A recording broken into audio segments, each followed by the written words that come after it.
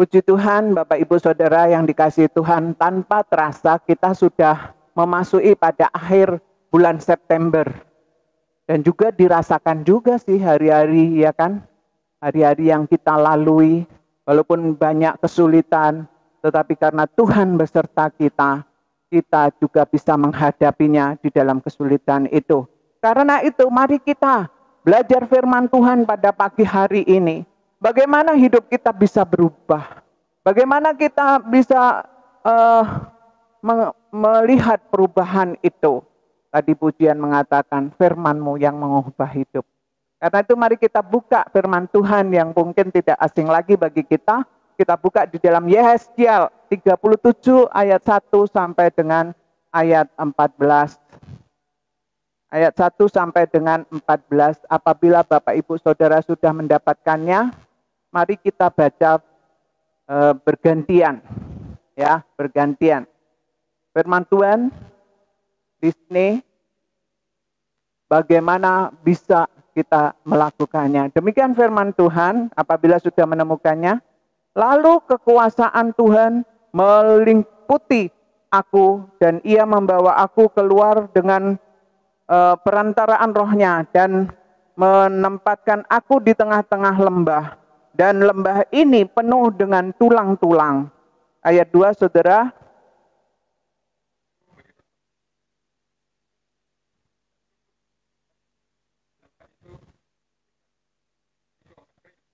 Lalu ia berfirman kepadaku, hai anak-anak manusia, dapatkah tulang-tulang ini dihidupkan kembali? Aku menjawab, ya Tuhan Allah, Engkaulah yang mengetahui. Ayat 4.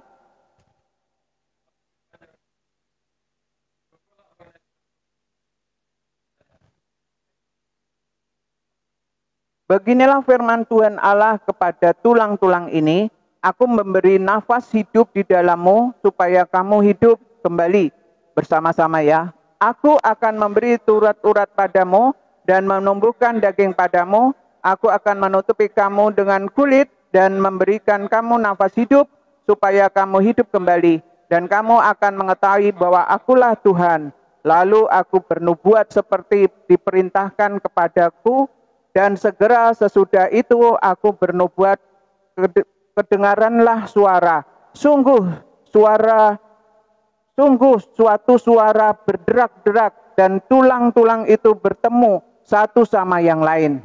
Sedang aku mengamat-amatinya, lihat urat-urat ada dan daging tumbuh padanya. Kemudian kulit menutupinya, tetapi mereka belum bernafas. Ayat 9, tolong saudara bacakan, saudara Yosi. Sudah ketemu? Ayat 9, maka firman-Nya, pasal 37. Ya udah, ayo kita sama-sama. Maka firman-Nya kepadaku, bernubuatlah kepada nafas hidup itu, bernubuatlah hai anak manusia, dan katakanlah kepada nafas hidup itu, beginilah firman Tuhan Allah.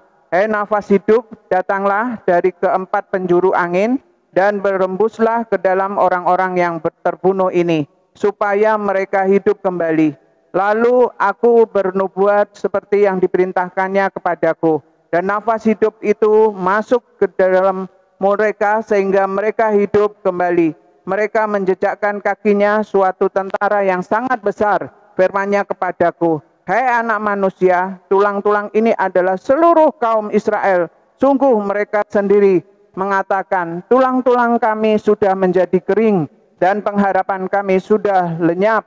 Kami sudah hilang. Oleh sebab itu, bernubuatlah dan katakan kepada mereka, beginilah firman Tuhan Allah. Sungguh aku membuka kubur-kuburmu dan membangkitkan kamu, hai umatku, dari dalamnya, dan aku akan membawa kamu ke tanah Israel, dan kamu akan mengetahui bahwa akulah Tuhan pada saat aku membuka kubur-kuburmu dan membangkitkan kamu, hai umatku, dari dalamnya.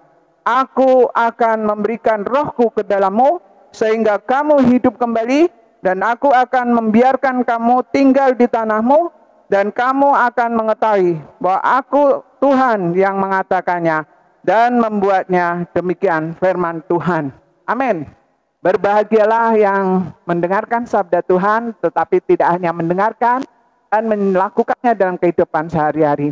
Ini adalah Imam Yeskiel yang dipakai Tuhan untuk bernubuat, bahkan dipanggil Tuhan, dipakai Tuhan, yaitu di mana kepada bangsa Israel. Bangsa Israel adalah bangsa yang dikasihi Tuhan. Kalau kita lihat di dalam Yeskiel pasal 2 ayat 3 sampai 6, ini mengatakan bahwa bangsa Israel itu bangsa yang suka memberontak kepada Tuhan dan juga bangsa yang keras kepala, bahkan juga kalau orang Batak bilang jugul, betul ya? Dikatakan keras kepala itu jugul. Nah, kita sebaiknya tidak menjadi orang-orang yang jugul, artinya yang keras kepala. Nah, itu. Nah, ini apa? Dan suka tegar hati, yaitu tadi keras kepala. Yeskiel dipanggil untuk bernubuat bagi mereka. Dan untuk itu maka di dalam pasal 8 ayat 9 kalau dikatakan apa? Mereka itu juga tidak sopan. Bahkan saat itu bait Allah dibuat tidak senonoh, penyembahan berhala, sehingga sampai di dalam Yeskiel pasal 8 ayat 18 itu dikatakan Tuhan marah kepada bangsa Israel. Karena Tuhan sudah marah, maka di situ banyak tulang-tulang berserakan. Berarti sudah sangat marahnya Tuhan kepada bangsa Israel. Nah, ini Yeskiel disuruh Tuhan. Dan apa yang terjadi? Tema hari ini bahwa Tuhan mengubah hidup kita. Tuhan bisa mengubah yang dimana hancur lebur, mungkin kecewa, sakit hati, Tuhan bisa mengubahnya. Bagaimana kita bisa mendapatkan pemulihan atau perubahan yang daripada Tuhan? Kalau kita belajar di sini, di dalam Yeskiel, ayat 1 dan 2, di situ dikatakan ayat 3 juga. Di situ dikatakan apa? Lalu kekuasaan Tuhan meliputi aku, dan ia membawa aku keluar dengan perantaraan rohnya, dan menempatkan aku di tengah-tengah lembah. Dan lembah ini penuh dengan apa? Tulang-tulang, saudara. Jadi saudara, kalau dikatakan tulang-tulang berserakan, berarti sudah berantakan. Kita aja kalau pernah nggak lihat baju yang ada gambar tengkorak, ya kan? Nah, itu orang-orang kenapa tuh memakai baju seperti itu? Supaya ditakutin dan mengerikan seperti itu. Tulang-tulang yang berserakan. Bukan maksudnya tulang-tulang Batak ya. Kalau Batak sih tulang itu om, saudara. Ini maksudnya benar-benar tulang itu, saudara ya. Nah, ini dikatakan di sini. Di situ kekuasaan Tuhan meliputi aku dan ia membawa aku keluar dengan perantaraan rohnya. Lalu di dalam ayat 2 dikatakan ia membawa aku melihat tulang-tulang itu berkeliling-keliling dan sungguh amat banyak bertaburan di lembah itu. Jadi Imam Yeskiel dibawa Tuhan ke tempat itu. Lalu apa yang terjadi, saudara? Lihat tulang-tulang ini amat kering. Lalu ia berfirman kepadaku. Jadi Tuhan berfirman kepada Yeskiel. Dia berkata apa? Hai anak manusia, dapatkah tulang-tulang ini dihidupkan kembali? Jadi dikatakan apakah bisa ini tulang-tulang yang berserakan? Nggak tahu mana ini kepalanya, kemana tangannya, kakinya berserakan pokoknya di lembah itu. Lalu Tuhan berkata kepada Yeskiel, bisakah dikatakan di sini anak manusia, dapatkah tulang-tulang ini dihidupkan kembali? Nah, Tuhan bertanya kepada Yeskiel. Lalu Yeskiel menjawab, aku menjawab, ya Tuhan Allah, Engkaulah yang mengetahui. Jadi artinya Yeskiel sadar, Tuhan itu maha tahu. Tuhan itu mengerti. Jadi di sini apa pelajarannya, saudara? Di sini adalah di mana kita harus menyadari. Kehidupan kita sebagai manusia, kita harus menyadari bahwa Tuhan itu Tuhan yang maha kuasa, Tuhan yang bisa membuat mujizat seperti itu, atau bisa mengubah apapun yang tidak ada menjadi ada. Bisa apapun yang Tuhan lakukan, dia bisa lakukan. Makanya di situ dikatakan apa? Di sini Yeskiel berkata, Engkaulah yang mengetahui. Di sini pelajarannya apa? Yang pertama, kita harus menyadari Apa yang kita lakukan, mungkin kita kecewa dengan kehidupan ini sehingga sampai menderita tulang-tulang sampai merasa kering. Saudara, saya kalau kecapean terus saya tidur, bangun itu tulang itu kayaknya kretek. Saudara ngalami enggak tulang yang rasanya kretek seperti itu? Jadi kayaknya kaki itu rasanya mau patah. Kalau naik tangga seperti ini ya masih pendek. Kalau tangga yang di Dewi Sartika itu di Suara Pembaruan itu 3 lantai. Itu kaki saya sudah rasanya seperti mau patah yang sebelah kiri. Itu baru masih ada dagingnya, saudara. Ini berserakan tulang-tulang. Tetapi apa? Ketika saya kesakitan seperti itu, apakah Tuhan tidak tahu? Tuhan Maha tahu.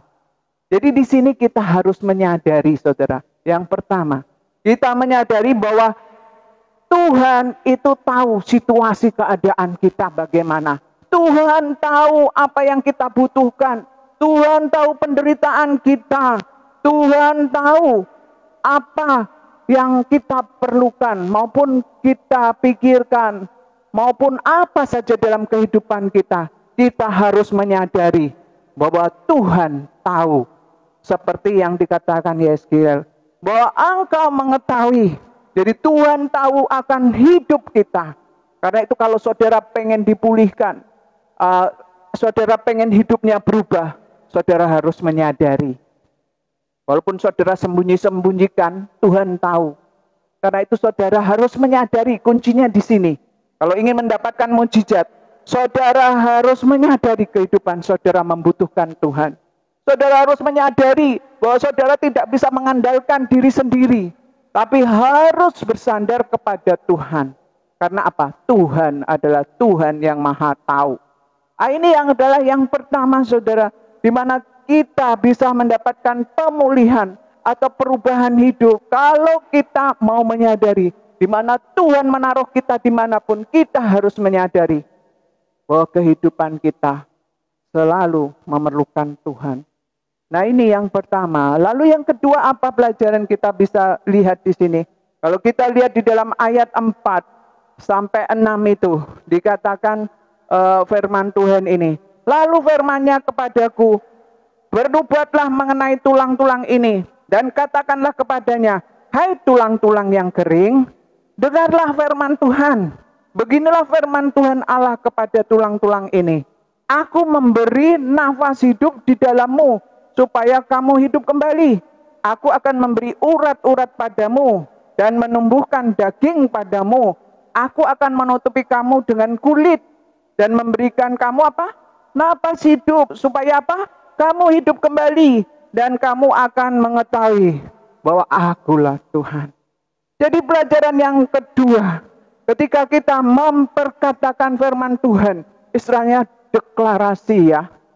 Kalau iman, di mana kita memiliki iman bahwa Tuhan sanggup menjadikan yang tidak ada menjadi ada.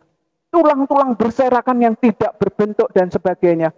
Dikatakan Tuhan memberikan kulit, daging, semuanya.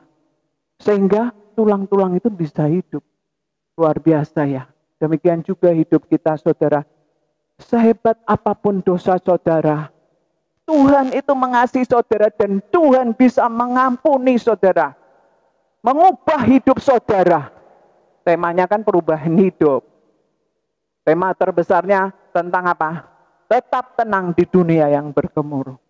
Nah ini, disinilah contohnya, yaitu wanita Samaria. Dia sering ketakutan. Ketika dia harus ambil air, dia harus siang-siang. Sembunyi-sembunyi. Supaya nggak dikata-katain. Karena dia perempuan yang tidak baik. Tapi apa? Karena Tuhan tahu dan mengasihi dia. Lalu Tuhan berkata, kalau seandainya engkau tahu aku, kamu, bukan aku yang minta air kepadamu, tetapi kamu yang minta air kepadaku. Wah, wanita Samaria senang. Kalau gitu berikanlah air itu kepadaku supaya aku nggak perlu nimba-nimba lagi ke sini. Panggil dulu suamimu. Aku nggak punya suami. benar katamu. Karena kamu ada 5 orang laki-laki, itu pun bukan suamimu. Berarti dia wanita yang tidak baik. Di situ dia heran, kenapa Tuhan Yesus bisa tahu? Ya kan? Kan saya sembunyikan, saya siang-siang saya nggak pernah lihat dia. Tapi kenapa dia tahu? Kayak ini. Tapi dia karena pengen punya air hidup itu, dia menyadari. Akhirnya Tuhan bilang, dia diubahkan. Yang takut ketemu orang, dia sembunyi-sembunyi. Akhirnya ketika dia bertemu dengan Tuhan Yesus, hidupnya diubahkan. Dan dia pergi ke kota. Dia mengatakan kepada orang-orang, di sana ada Tuhan Yesus. Dia bersaksi, saudara. Inilah yang harus kita lakukan. Tuhan sendiri mengatakan kalau dosamu semerah kirmisi, Tuhan bisa ubahkan seperti bulu domba. Di sini wanita itu diubahkan ketika mau mendengarkan firman Tuhan. Mendengarkan firman Tuhan. Lalu wanita pendarahan juga, dia punya iman. Dia berkata apa? Seandainya ku jamah jubahnya saja, aku pasti sembuh. Iman, perkatakan tentang Tuhan. Di sini tentang tulang-tulang berserakan, Tuhan bisa buat hidup. Demikian juga hidup kita. Ketika wanita pendarahan datang, seandainya aku jamah jubahnya, aku sembuh. Dan itu terjadi. Memang gampang, saudara, untuk menjamah jubah Tuhan Yesus. Murid-muridnya bilang, bagaimana guru? Guru bisa mengatakan siapa yang menjamah jubahku. Sedangkan orang-orang berdesak-desakan pasti kena satu dengan yang lain. Bahkan jubah Tuhan Yesus pasti kena dengan orang lain. Tetapi wanita ini juga tidak gampang untuk menjamah jubah Tuhan Yesus. Dia perlu pengorbanan. Dia perlu perjuangan. Dia harus menembus itu mungkin tendangan-tendangan. Dia harus menembus itu kesakitan-kesakitan yang dia terima dari desakan-desakan itu. Mungkin dia juga tubuhnya sudah berbau, ya, karena sudah lama pendarahannya. Orang mungkin sudah tutup hidung, tapi dia tidak peduli. Dia hanya berpikir satu tujuan. Seandainya ku jamah saja jubahnya, aku pasti sembuh. Inilah kalau kita mau perkatakan iman kepada Tuhan Yesus. Dan akhirnya apa? Ketika wanita itu menjamah jubah Tuhan Yesus, mujizat terjadi. Ini yang terjadi di dalam Yeskiel ini. Iman memperkatakan firman Tuhan. Kalau kita juga, ya, kalau kita pamannya, saya punya pohon mangga, saudara. Pohon mangga di rumah saya itu tadinya jarang berbuah. Orang yang tinggal di rumah saya, yang nyewa di rumah saya atau yang menempati rumah saya, dia berkata apa? Ibu, tebang saja ini pohon mangga. Karena dia buahnya sedikit dan tidak berbuah, tapi daunnya ngotorin terus, saya capek nyapunya, katanya gitu. Akhirnya waktu saya ke sana, ya, waktu saya mulai tinggal di sana, dan saya datang ke sana berkunjung, saya apakan itu pohon, saudara. Saya ambil pisau besar, saya pukul. Ayo pohon mangga, kalau kamu tidak berbuah, kupotong kamu. Kalau kamu nggak berbuah, kupotong. Beneran ya? Berbuah. Rupanya pohon bisa diajak ngomong, saudara. Apa yang terjadi? Setelah itu, beberapa bulan kemudian, buahnya lebat, saudara. Bisa panen 3 keranjang, berapa keranjang. Sekarang pun saya sudah mau panen mangga, saudara. Itu. Jadi apa? Kalau kita perkatakan, setiap saya datang, bahkan sekarang setiap saya menyiram tanaman, dengan pohon itu saya katakan nih, mangga, kamu harus buah banyak. Mangga, kamu harus buah banyak. Gitu, saudara. Jadi kalau kita demikian juga di dalam kerohanian kita, ketika kita mengingat firman Tuhan, kita memperkatakan firman Tuhan, memberkati, maka itu terjadi. Karena apa? Firman Tuhan berkata, apa yang kau imani, itu yang terjadi. Kalau kita pamannya punya anak, kita katakan, hei bodoh, kamu ya, si A bodoh. Nanti akhirnya dia kan aku dibilang bodoh. Ya udah aku bodoh, akhirnya jadi bodoh saudara. Biarpun anak kita pamannya menyakiti kita, walaupun anak kita tidak menyukai kita, kita tetap harus ucapkan berkat. Yakinlah Tuhan mengubah dia dan dia menjadi berkat bagi kita. Amin.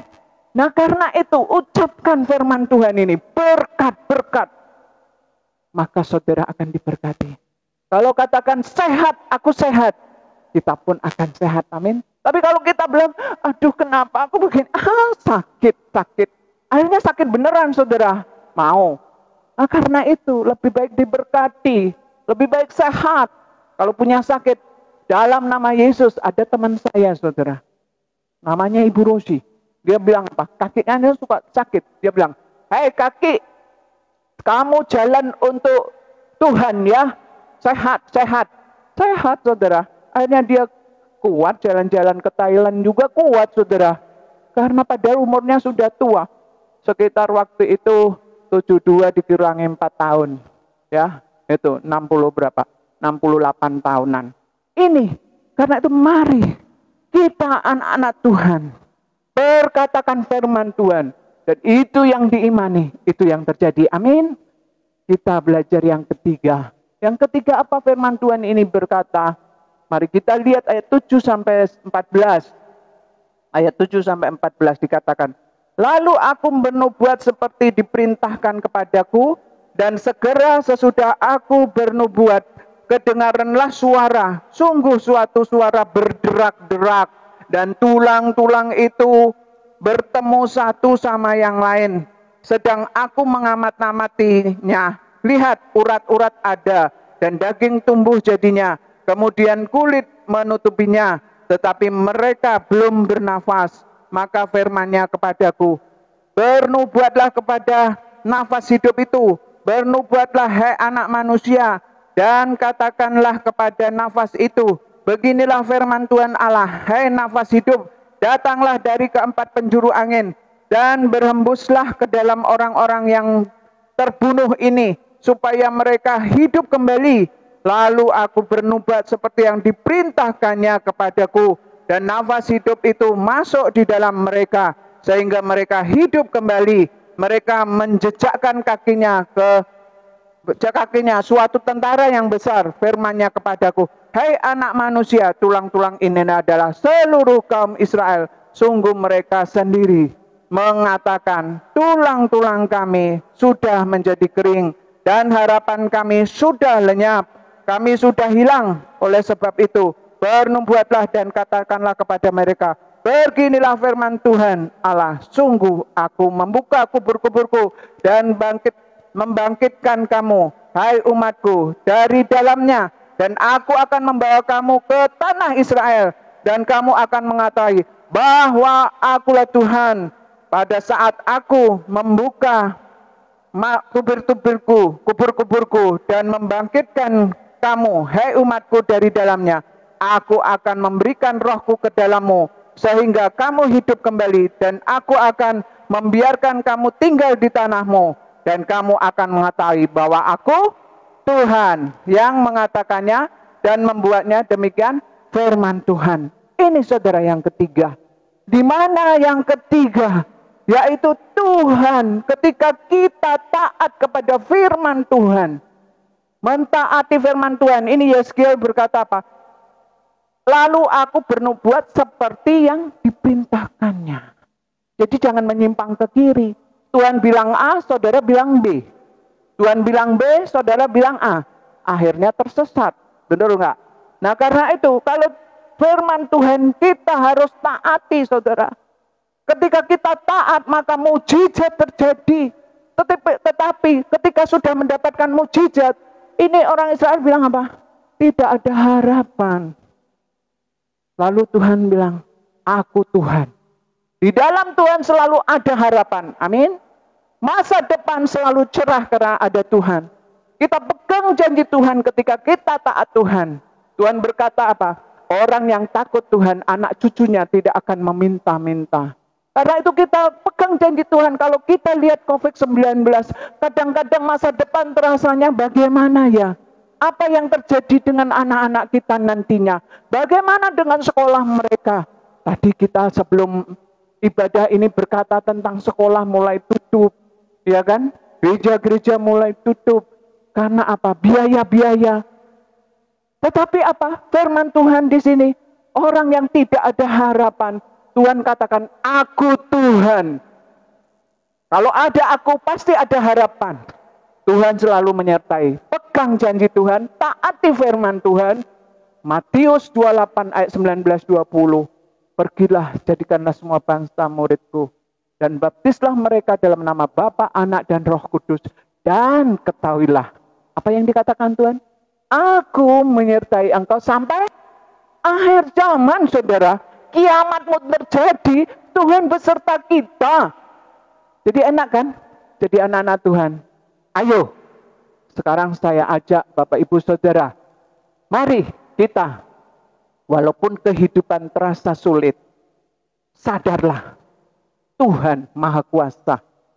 Tuhan Yesus bisa membuat mukjizat. Yang kedua, ayo, perkatakan firman Tuhan, lihat firman Tuhan. Itu pentingnya baca firman Tuhan. Apa yang dikatakan janji-janji Tuhan situ, kita pegang, kita deklarasikan. Bahwa Tuhan sanggup mengubah hidup kita.